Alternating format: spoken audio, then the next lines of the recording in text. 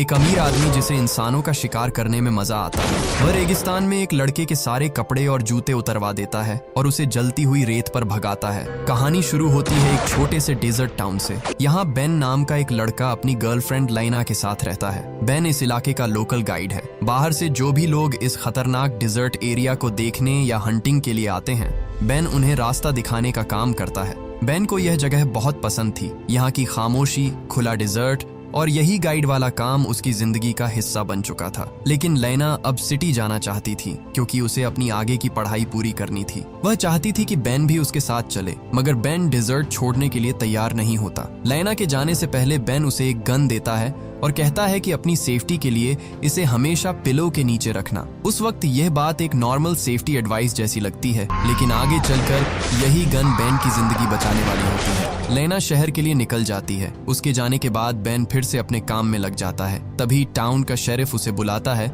और बताता है कि लॉस एंजलिस से जॉन मेडिक नाम का एक बहुत अमीर बिजनेसमैन आया है। उसे डिजर्ट के अंदर हंटिंग के लिए एक ऐसे गाइड की जरूरत है जिसे इस पूरे इलाके की अच्छी समझ हो। मेडिक कोई नॉर्मल टूरिस्ट नहीं था। उसके पास पैसा भी था, पावर भी थी और एटीट्यूड भी कुछ ज्यादा ही था। वह डिजर्ट में एंडेंजर्ड बिग हॉर्न शीप का शिकार करना चाहता था। ये जानवर आसानी से दिखाई नहीं देता और उसे ट्रैक करना भी मुश्किल होता है, इसलिए शेरिफ बेन को उसके साथ भेजना चाहता था। बेन पहले थोड़ा सोचता है, लेकिन जब उसे पता चलता है कि सिर्फ एक दिन के बदले उसे $8,000 मिलेंगे तो वह मान जाता है। उसके लिए ये बहुत बड़ी रकम थी। जब बेन पहली बार मेडिक से मिलता है तो उसे देखते ही समझ आ जाता है कि ये आदमी पैसे के दम पर सब कुछ खरीदने का आदी है। मेडिक के पास महंगी हाईटेक गाड़ी होती है, एक्सपेंसिव हंटिंग गियर होता है और उसका एटीट्यूड ऐसा होता है जैसे नियम कानून उसके लिए बने ही नहीं है। दोनों डिजर्ट के अंदर निकल जाते हैं। रास्ता लंबा होता है और शाम होते होते अंधेरा होने लगता है, इसलिए वे एक जगह कैंप लगाते हैं। रात को आग के पास बैठे हुए मेडिक बेन से उसकी पर्सनल लाइफ के बारे में पूछता है। बेन बताता है कि लाइना सिटी चली गई है। वह चाहता तो उसके साथ जा सकता था, लेकिन यह डिजर्ट ही उसकी असली दुनिया है। इसी बातचीत में बेन अपने बचपन की एक दर्दनाक कहानी भी बताता है। जब बेन छोटा था तब वह अपने माता पिता के साथ इसी डिजर्ट में फंस गया था। उनके पिता की गाड़ी खराब हो गई थी और कई दिनों तक कोई मदद के लिए नहीं आया। धूप इतनी तेज थी कि उसकी माँ बार बार उसके चेहरे पर लिपस्टिक लगाती रही ताकि उसकी स्किन धूप से जल न जाए। इसी वजह से बेन किसी तरह बच गया, लेकिन पानी की कमी से उसके माता पिता उसकी आंखों के सामने तड़प तड़प कर मर गए। बेन ये बात बताते हुए इमोशनल हो जाता है। मेडिक सुन तो रहा था, लेकिन उसके चेहरे पर कोई खास असर नहीं दिखता। उसके लिए डिजर्ट बस एडवेंचर था, लेकिन बेन के लिए यही जगह उसकी जिंदगी का सबसे बड़ा जख्म भी थी। अगली सुबह दोनों हंटिंग के लिए निकलते हैं। बेन सावधानी से इलाके को ऑब्जर्व कर रहा होता है, लेकिन मेडिक बेचैन था। उसे बस जल्दी से शिकार चाहिए था। रास्ते में वह बिना सोचे समझे अपनी गन से गोलियां चलाना शुरू कर देता है। बेन तुरंत समझ जाता है कि मेडिक को असली हंटिंग का कोई एक्सपीरियंस नहीं है। वह उससे पूछता है कि तुम्हें हंटिंग परमिट किसने दिया। मेडिक घमंड से जवाब देता है कि उसके पास परमिट नहीं है, लेकिन पैसा है और उसके हिसाब से पैसा ही सबसे बड़ा परमिट होता है। बेन उसे समझाता है कि बिना परमिट के हंटिंग इलीगल है, खासकर ऐसे जानवर की जो एंडेंजर्ड है। लेकिन मेडिक बात समझने के बजाय पैसे निकालकर बेन को दे देता है। बेन कुछ पल के लिए चुप हो जाता है क्योंकि उसके सामने पैसा भी था और मजबूरी भी। थोड़ी देर बाद दोनों एक ऊंची चट्टान पर पहुंचते हैं। बेन दूरबीन से एरिया स्कैन कर रहा होता है, मगर उसे कहीं भी बिग हॉर्न शीप नजर नहीं आती। मेडिक बार बार इम्पेशेंट होकर उसे डिस्टर्ब करता रहता है। तभी मेडिक को दूर चट्टानों के बीच कुछ मूवमेंट दिखाई देती है। बेन कुछ कह पाता उससे पहले ही मेडिक गन उठाकर गोली चला देता है। गोली की आवाज पूरे डिजर्ट में गूंज जाती है। बेन चौंक जाता है क्योंकि उसने मेडिक को शूट करने के लिए कहा ही नहीं था। दोनों जल्दी से उस जगह की तरफ भागते हैं जहां मेडिक ने गोली चलाई थी, लेकिन वहां पहुंचकर उनके होश उड़ जाते हैं। वहां कोई जानवर नहीं था, वहां एक बूढ़ा आदमी खून से लथपथ पड़ा था। उसका नाम चार्ली था। चार्ली इसी इलाके में मिनरल्स ढूंढने का काम करता था। बेन घबरा जाता है और तुरंत चार्ली की हालत देखने बैठ जाता है। वह मेडिक से कहता है कि हमें अभी मदद बुलानी होगी, ये एक एक्सीडेंट था, अगर हम सच बता देंगे तो शायद मामला संभल सकता है। बेन फर्स्ट एड लेने के लिए गाड़ी की तरफ भागता है। इधर मेडिक अकेला खड़ा चार्ली को देख रहा होता है। उसके चेहरे पर डर साफ दिखता है। उसे समझ आ चुका था कि उससे बहुत बड़ा क्राइम हो गया है, लेकिन मेडिक ऐसा आदमी नहीं था जो अपनी गलती एक्सेप्ट करे। वह तुरंत अपने आदमी को कॉल करता है और पूरी बात बताता है। फोन पर उसे सलाह मिलती है कि अगर खुद को बचाना है तो इस एक्सीडेंट को ऐसा बना दो कि बेन भी इसमें फंसा हुआ लगे। मेडिक कुछ सेकंड सोचता है, फिर एक खतरनाक फैसला लेता है। वह बेन की गन उठाता है और चार्ली के शरीर में दूसरी गोली मार देता है। गोली की आवाज सुनकर बेन वापस भागता हुआ आता है। वह देखता है कि कि चार्ली के शरीर में अब 2 गोलियां हैं। बेन गुस्से में मेडिक पर चिल्लाता है, लेकिन मेडिक बिल्कुल शांत रहता है। वह ठंडे दिमाग से कहता है कि अब ये सिर्फ मेरा क्राइम नहीं है। एक गोली मेरी गन से चली है और दूसरी तुम्हारी गन से। अगर सच बाहर गया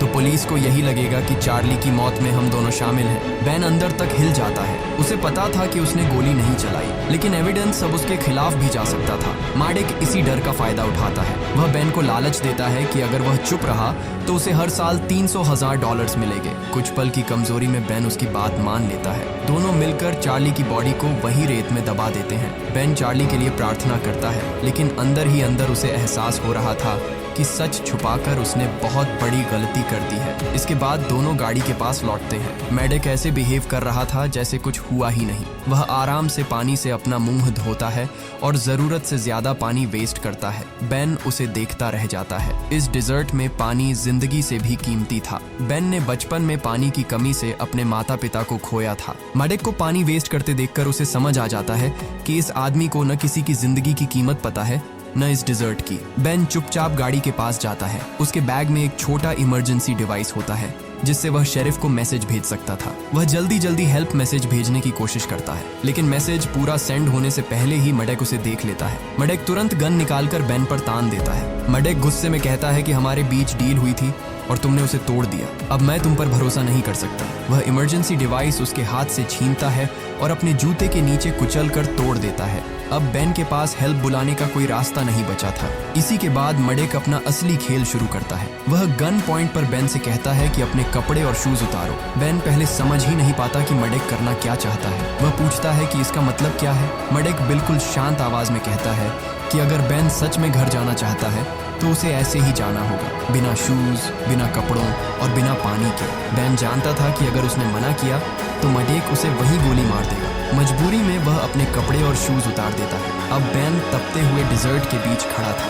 रेत इतनी गर्म थी कि पैर रखते ही उसकी स्किन जलने लगती है। ऊपर सूरज आग बरसा रहा था और दूर दूर तक सिर्फ चट्टानें, सूखी जमीन और मौत जैसी खामोशी थी। मेडिक आराम से अपनी हाईटेक गाड़ी में बैठता है, एसी चालू करता है और बिनोकुलर्स और राइफल स्कोप से बेन को देखने लगता है। उसका प्लान साफ था। वह बेन को तुरंत मारना नहीं चाहता था। वह चाहता था कि बेन गर्मी, प्यास और थकान से धीरे धीरे मर जाए।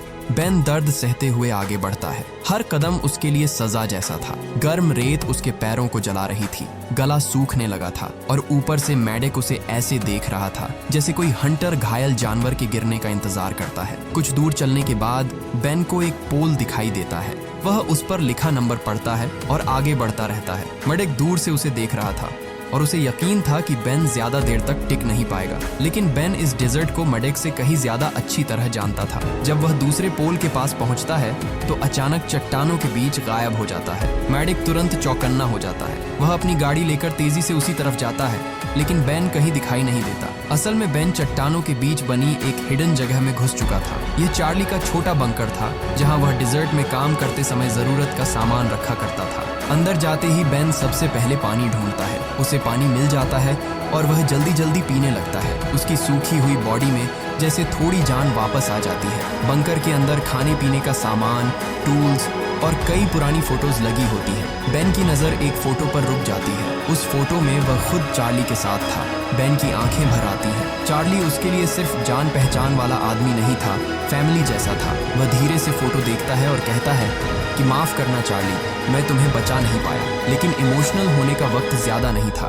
अचानक उसे बाहर से आवाज आती है। बेन समझ जाता है कि मेडिक उसी जगह पहुंच चुका है। वह जल्दी से बंकर में लगा एक मैप निकालकर अपने पास छुपा लेता है और अंधेरे हिस्से में चला जाता है। मेडिक अंदर आता है। वह चारों तरफ देखता है। उसे यकीन था कि बेन यहीं कहीं छुपा है, लेकिन बेन दिखाई नहीं देता। मेडिक ज्यादा रिस्क नहीं लेना चाहता, इसलिए वह बंकर के अंदर एक एक्सप्लोसिव डिवाइस लगाता है और तुरंत बाहर निकल जाता है। कुछ ही सेकंड बाद जोरदार ब्लास्ट होता है। पूरा बंकर धूल और मलबे में बदल जाता है। मेडिक बाहर खड़ा होकर टूटे हुए बंकर को देखता है और उसे लगता है कि बेन अंदर ही दबकर मर चुका होगा, लेकिन बेन की किस्मत अभी खत्म नहीं हुई थी। ब्लास्ट से कुछ पल पहले ही वह बंकर के दूसरे रास्ते से बाहर निकल चुका था। वह घायल था, कमजोर था, प्यासा था, लेकिन अभी भी जिंदा था। बेन चट्टानों के बीच से आगे बढ़ने लगता है। उसके हाथ में वही मैप था जो उसने बंकर से उठाया था। शायद अब यही मैप उसे डिजर्ट में बचा सकता था। लेकिन कुछ ही देर बाद मेडिक फिर उसके सामने आ जाता है। मेडिक हैरान था कि बेन ब्लास्ट से भी बच गया। अब वह और ज्यादा खतरनाक हो चुका था। वह बेन से कहता है कि अगर उसे घर जाना है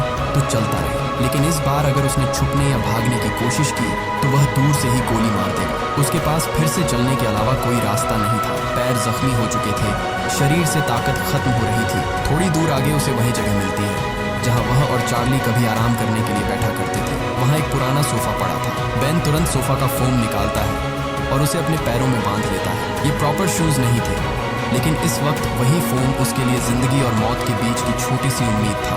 ये जगह ऐसी थी जहां से मडेक उसे साफ नहीं देख सकता था। बेन इस मौके का फायदा उठाकर फिर चट्टानों के पीछे गायब हो जाता है। बेन मैप खोलता है। उस पर कुछ निशान बने हुए थे। देखने में वह किसी ट्रेजर मैप जैसा लग रहा था। वह मैप को फॉलो करता है और एक जगह पहुंचता है जहां जमीन पर क्रॉस का निशान बना होता है। बेन अपने हाथों से रेत खोदना शुरू करता है। थोड़ी देर बाद उसे जमीन के अंदर एक छोटा बॉक्स मिलता है। वह बॉक्स खोलता है, लेकिन अंदर कोई सोना चांदी नहीं था। उसमें एक स्लिंग शॉट और कुछ मार्बल्स पड़े थे।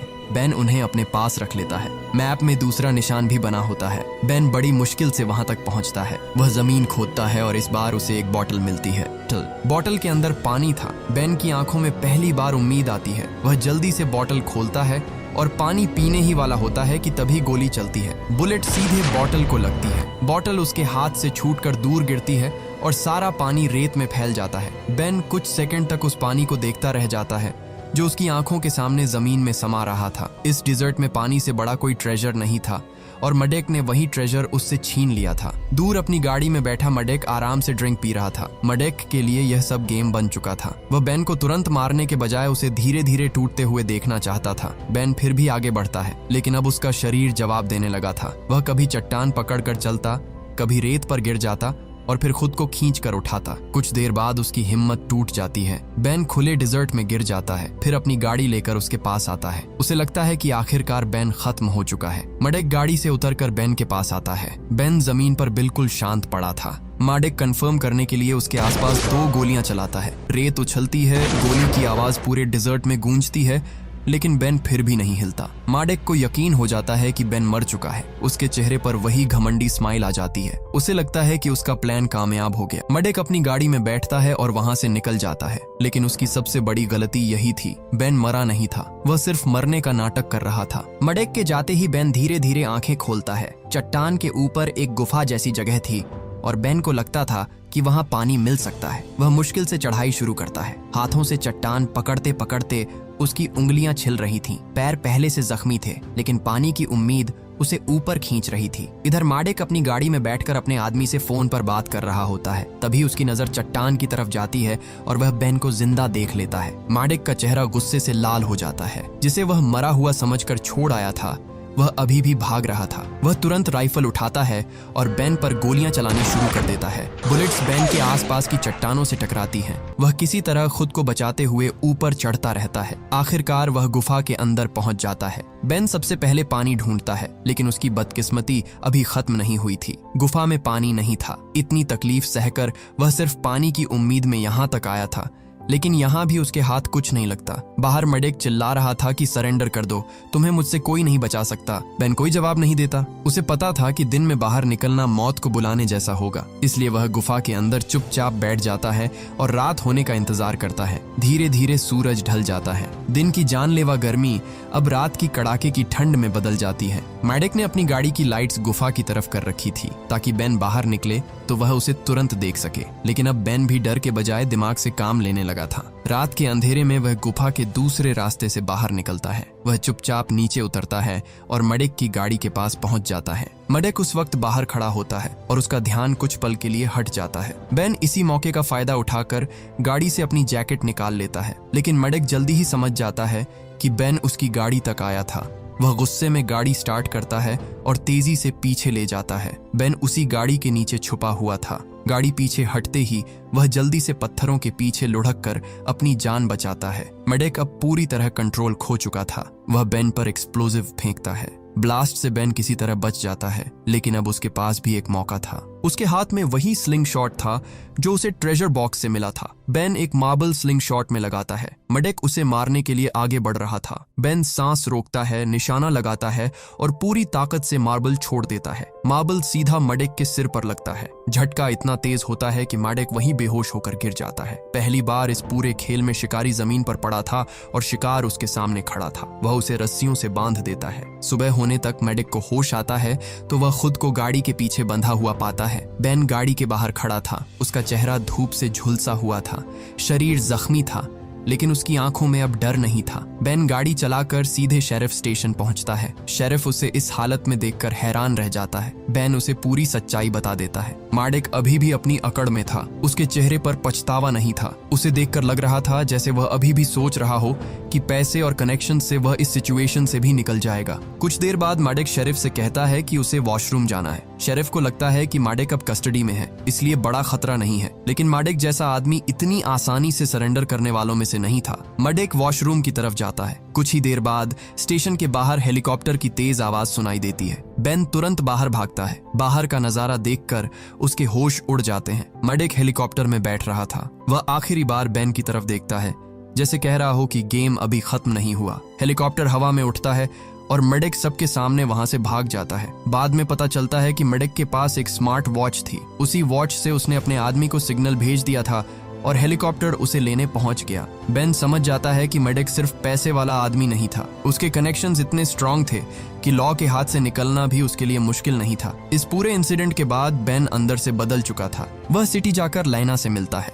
लाइना उसे इस हालत में देखकर घबरा जाती है, लेकिन बेन उसे सब बताकर शांत करने की कोशिश करता है। वह कहता है कि अब वह डिजर्ट वापस नहीं जाना चाहता। अब वह उसी के साथ रहकर अपनी जिंदगी दोबारा शुरू करेगा। कुछ समय बाद दोनों नॉर्मल लाइफ जीने की कोशिश करने लगते हैं। एक रात बेन लेना के साथ सो रहा होता है। अचानक उसे एक भयानक सपना आता है। सपने में मडेक उसके सामने खड़ा होता है। उसके हाथ में गन होती है और वह बेन को शूट करने वाला होता है। बेन डर कर नींद से जाग जाता है। उसकी सांसें तेज चल रही थीं और पूरा शरीर पसीने से भीगा था। लेना उसके पास सो रही थी। वह धीरे से फिर आंखें बंद करने की कोशिश करता है। तभी कमरे में एक आवाज गूंजती है, मडेक की आवाज। बेन की सांस जैसे एक पल के लिए रुक जाती है। वह आंखें खोलता है और देखता है कि मडेक सच में उसके सामने खड़ा है। उसके हाथ में गन है और चेहरे पर वही खतरनाक स्माइल। मडेक कहता है कि पिछली बार बेन डिजर्ट में बच गया था, लेकिन इस बार उसे बचाने कोई नहीं आएगा। बेन हिल भी नहीं पाता। मडेक गन सीधा उस पर तान देता है। उसे लगता है कि इस बार जीत उसी की होगी, लेकिन मडेक एक बात भूल चुका था। कहानी की शुरुआत में बेन ने लाइना को जो गन दी थी, लाइना आज भी उसे अपने पिलो के नीचे रखकर सोती थी। जैसे ही मडेक ट्रिगर दबाने वाला होता है, लाइना बिजली की तेजी से पिलो के नीचे से गन निकालती है और मडेक पर गोली चला देती है। गोली मडेक को लगती है और वह लड़खड़ा कर पीछे हटता है। बेन भी तुरंत अपनी गन उठाता है और मडेक पर गोली चला देता है। इस बार मडेक बच नहीं पाता। जिस आदमी ने पैसे, पावर और गन के दम पर सबको कंट्रोल करने की कोशिश की थी, उसका अंत उसी घर में हो जाता है जहां वह आखिरी बार बेन को मारने आया था। बेन और लाइना कुछ पल तक वहीं खड़े रहते हैं। चार्ली का बदला भी पूरा हो गया था। इस तरह एक हंटिंग ट्रिप से शुरू हुई कहानी उस शिकारी के अंत पर खत्म होती है जो इंसानों को भी अपना शिकार समझने लगा था। हमारे साथ हमेशा ऐसे ही जुड़े रहने के लिए आप हमारे चैनल थियोगी को सब्सक्राइब कर लीजिए। जल्द मिलेंगे अगले वीडियो में।